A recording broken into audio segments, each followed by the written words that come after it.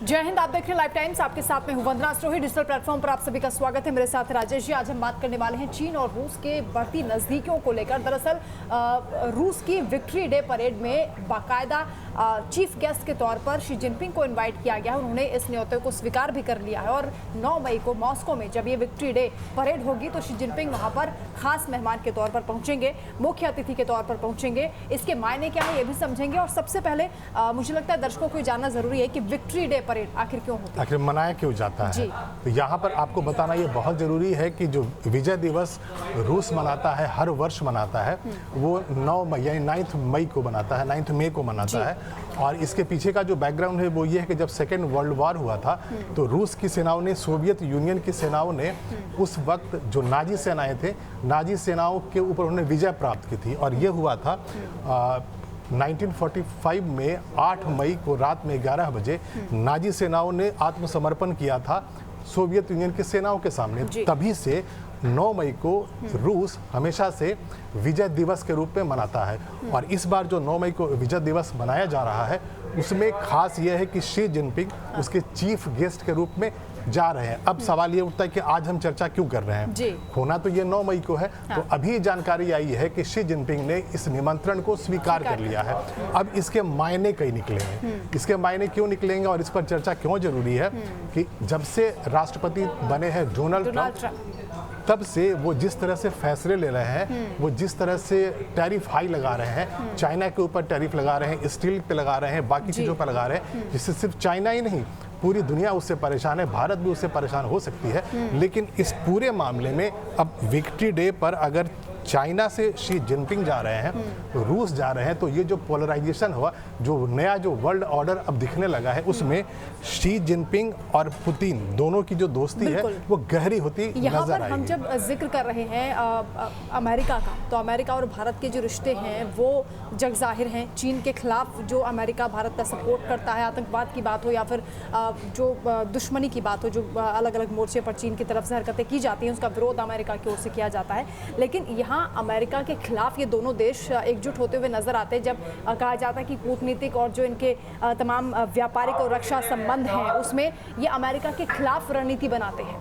तो अब ऐसे समय में जब डोनाल्ड ट्रंप लगातार धमकियां दे रहे हैं और एक अड़ियल नीति पर वो चल रहे हैं, तो इन दोनों देशों की नज़दीकों को आप कैसे देखते हैं? अभी बड़ा महत्वपूर्ण है। आज हम इस पर चर्चा करने वाले हैं। 9 मई को वहाँ पर विजय दिवस मनाया जा रहा है और हम चर्चा जिस दिन करने वाले हैं उसके एक दिन के बाद भारत के प्रधानमंत्री नरेंद्र मोदी अमेरिका जाने वाले हैं। अभी वो फ्रांस में है। वो कल वहाँ पे शाम में वहाँ चले जाएंगे अमेरिका। और एक तरफ अमेरिका में वो जा करके नए राष्ट्रपति डोनाल्ड ट्रंप से मिलने वाले हैं। उन्हें वो अपने प्रिय दोस्त कहते हैं और उनके बीच का जो केमिस्ट्री है, उनके बीच की केमिस्ट्री को पूरी दुनिया देखती है।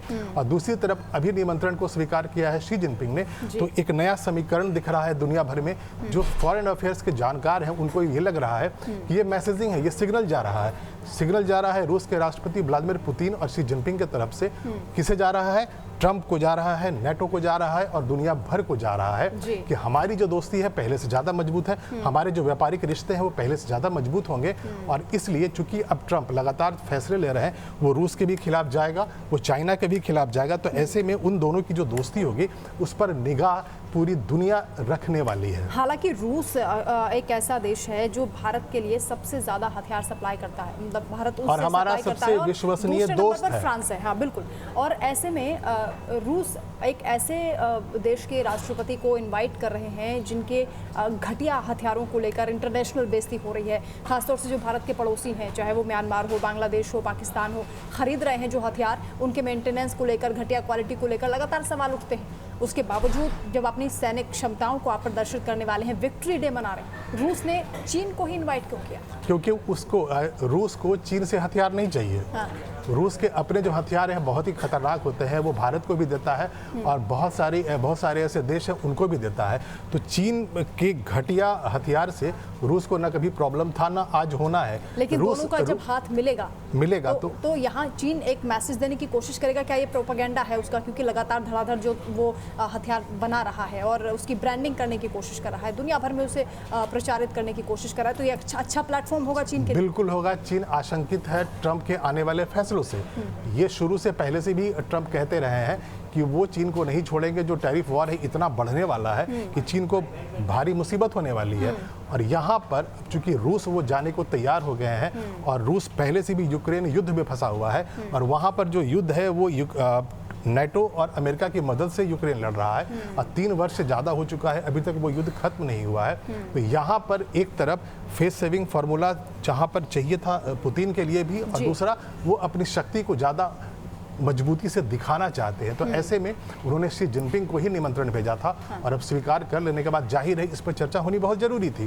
तो अब सवाल ये उठता है कि आखिर इससे क्या फर्क पड़ेगा, क्या हमारे देश को कोई फर्क पड़ेगा? मान लेते हैं कि शी जिनपिंग वहाँ चले जाते हैं और उसके बाद उनकी दोस्ती पहले से ज़्यादा मजबूत होती है, तो क्या भारत पे कोई असर पड़ेगा? तो नहीं। भारत पे शी जिनपिंग और रूस की दोस्ती का कोई असर खास नहीं पड़ने वाला है, क्योंकि भारत और रूस का जो रुख रहता है भारत के लिए वो बरकरार रहेगा। वो बरकरार रहेगा। रूस जो मैसेज दे रहा है वो ट्रंप को दे रहा है, वो नेटो को दे रहा है कि आप लोगों ने यूक्रेन के युद्ध में इतना मजबूती से उनकी मदद की है यूक्रेन के राष्ट्रपति को कि वो अभी तक लड़ाई लड़ रहे हैं, आपके हथियारों से लड़ रहे हैं। आपने हमारे खिलाफ मोर्चा खोल रखा है। जो इंटरकॉन्टिनेंटल बैलिस्टिक मिसाइल्स जो यूक्रेन चलाता है, लॉन्ग रेंज के जो वेपन चलाता है, वो उसको नेटो दे रहा है, यानी कि अमेरिका दे रहा है, यूरोप के देश दे रहे हैं। तो यहाँ पर पहले से ही नाराज है पुतिन नेटो से, अमेरिका से। और ये इस तरह का निमंत्रण दे करके विक्ट्री डे में चीफ गेस्ट बना करके वो मैसेज सीधा दे रहे हैं ट्रंप को कि अगर आप इस तरह के फैसले लेंगे, आप एंटी रूस कोई भी कैंपेन चलाते हैं, मान लीजिए आप बड़े फैसले, मुश्किल वाले फैसले जो रूस के लिए मुश्किल पैदा कर सकता है, ऐसे फैसले लेते हैं, तो हम यहाँ पर एक नया समीकरण बनाएंगे। और चीन, चूंकि चीन बहुत ही शक्तिशाली देश है, किसी भी मामले में वो किसी से कम नहीं है और अमेरिका के बाद उसी का नंबर आता है। तो एक ऐसा शक्तिशाली राष्ट्र जो कि पैसे से भी बहुत मजबूत है और रूस के पास खतरनाक हथियार है, तो इन दोनों का अगर मिलन होता है और दोनों एक साथ अगर आ जाते हैं, खुलकर साथ आ जाते हैं, तो जाहिर है प्रॉब्लम किसको होना है? अमेरिका को होना है, नेटो को होना है। बाकी उस तरह के जो कंट्री जैसे इजराइल है जो अमेरिका के साथ चलता है। जो गतिविधियां हैं मुझे लगता है कि कहीं ना कहीं ट्रंप को उकसाने की कोशिश करेंगी और ट्रंप जो पहले से ही इतने अड़ियल रवैये पर नजर आ रहे हैं, ट्रंप तो इसी के लिए जाने ही जाते हैं। ट्रंप का तो वही है, भड़केंगे, बिल्कुल भड़केंगे और उसके बाद हो सकता है वो और ज्यादा कड़े फैसले ले। और अब यहाँ पर देखना ये होगा कि ट्रंप आ गए हैं। पहले जब वो राष्ट्रपति नहीं बने थे, इनॉग्रेशन नहीं हुआ था, कैंपेन कर रहे थे, तभी से वो कह रहे थे कि राष्ट्रपति बनने के बाद वो हमास वाला युद्ध खत्म कर देंगे, जो हो गया। उसके बाद उन्होंने ये कहा था कि वो यूक्रेन युद्ध को भी खत्म कर देंगे। तो ये जो मैसेज था वो सीधा किसके लिए था? ये पुतिन के लिए था, क्योंकि आपने हमला किया यूक्रेन पे, आप उसे जबरदस्ती वहां रिजीम चेंज करवाना चाहते थे। आपने अभी कहा कि रूस के साथ भारत के जो रिश्ते हैं वो खराब नहीं होंगे या वो वैसी ही स्थिति में रहेंगे, स्टेबल रहेंगे, लेकिन पाकिस्तान को रूस, ये चीन सबसे ज्यादा हथियार सप्लाई करता है और अभी पाकिस्तान की जो साजिशें चल रही हैं, घुसपैठ की बार बार खबरें आ रही हैं, ये कहा जा रहा है कि हमास की भी वहाँ पर एंट्री हो रही है, लश्कर तैयबा वहाँ पर गुट बना रहा है। और आपने जो हमास और कश्मीर का नाम लिया, पाकिस्तान का नाम लिया, नहीं, भारत को कोई फर्क नहीं पड़ने वाला है, क्योंकि हमारा विश्वसनीय दोस्त है रूस, आज से नहीं है, दशकों से है। तो ऐसा बिल्कुल नहीं होगा कि शी जिनपिंग के वहाँ अगर चीफ गेस्ट बनकर चले जाते हैं तो जो फॉरेन पॉलिसी है रूस की या भारत रूस को, क्या चीन को ये आईना नहीं दिखाना चाहिए कि आतंकवाद से आप दूर रहिए? नहीं, वो आईना क्यों दिखाएगा चाइना को? क्यों दिखाया? क्योंकि उसे तो ऑलरेडी वो फंस चुका है यूक्रेन के युद्ध में, उसे तो फेस सेविंग फार्मूला चाहिए। लेकिन आप कह रहे हैं ना फेस सेविंग तो तभी होगी ना सर, जब आप पूरे विश्व स्तर पर आप अपने बताएंगे आप एक कि हमारा जो एक सोच है, जो पोर्ट्रे करने की कोशिश उनको करनी चाहिए कि हम किसके, यूक्रेन के खिलाफ जब ये युद्ध हो रहा है तो उनका मकसद कुछ और है।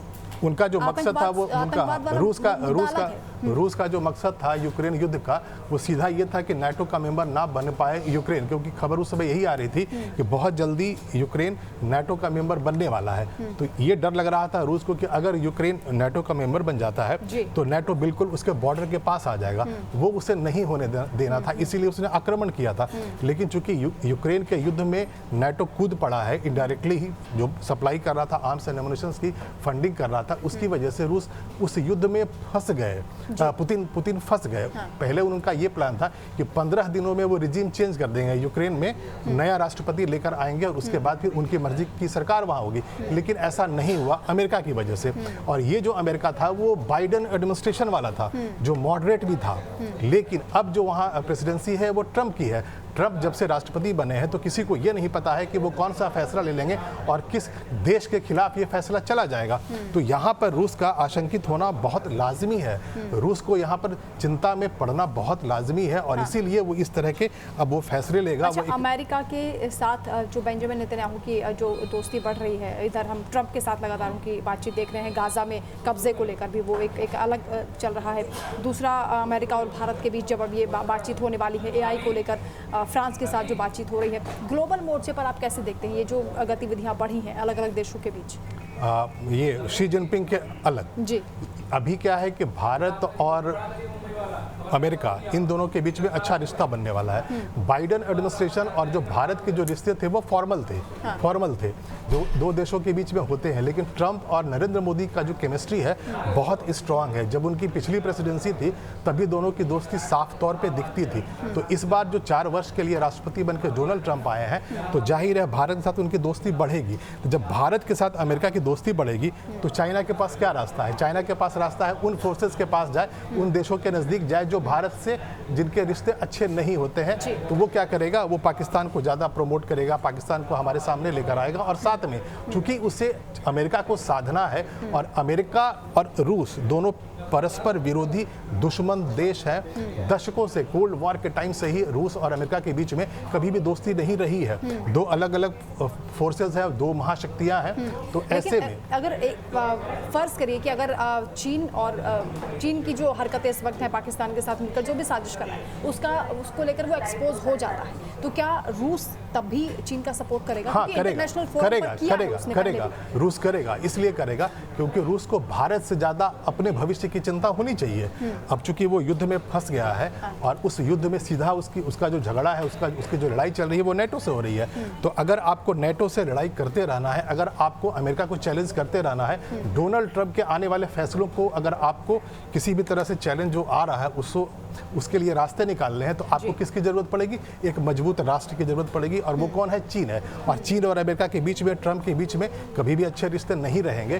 तो इसीलिए रूस के लिए बहुत जरूरी था। ट्रंप किस बात पर दावा करते हैं कि वो रूस यूक्रेन की जंग रुकवा देंगे? पुतिन से फोन पर बात भी करते हैं। हाँ, उसकी वजह है। ट्रंप इसलिए वो दावा करते हैं कि जो युद्ध चल रहा है यूक्रेन में वो रूस को कह करके वो खत्म नहीं करवा सकते हैं। वो यूक्रेन को आर्म्स एंड एम्युनिशंस की सप्लाई रुकवा देंगे। नाटो के कंट्रीज को बोल देंगे कि इसको तुम फंडिंग मत करो, इसको लॉन्ग रेंज वेपन ना दो। और उसके बाद वो यूक्रेन के राष्ट्रपति को ये कह सकते हैं कि ये युद्ध अब और नहीं चलना चाहिए। तो उसके बाद एक फार्मूला निकाला जाएगा और उसमें कुछ ऐसा कर दिया जाएगा कि यूक्रेन के लिए भी एक अच्छी स्थिति बन जाए और रूस के लिए भी फेस सर्विंग फार्मूला हो जाए। तो यहाँ पर अमेरिका का जो रोल है इस यूक्रेन युद्ध की वजह से और ज़्यादा महत्वपूर्ण हो जाता है। ऐसे में अगर आपको बार्गेन करने की ज़रूरत होगी, अब मैं एक सीन क्रिएट कर लेता हूं कि मान लेते हैं कि रूस के राष्ट्रपति वो अमेरिका कहता है कि आपको ये युद्ध को ख़त्म करना है। हो सकता है वो कॉम्प्रोमाइज़ करने के लिए जेलेंस्की को कह दे, यूक्रेन को कह दे कि आप कॉम्प्रोमाइज़ कर लो, हम इस युद्ध को ख़त्म कर देते हैं। लेकिन वहाँ पर अगर रूस को मजबूती दिखानी है, उसे अगर बार्गेनिंग पावर को ज़्यादा मजबूत दिखाना है, तो ऐसे देशों की उससे ज़रूरत होगी जो पहले से बहुत मजबूत हो और अमेरिका से उसके रिश्ते अच्छे नहीं भी हो। तो ऐसे में चाइना नंबर 1 पे आता है।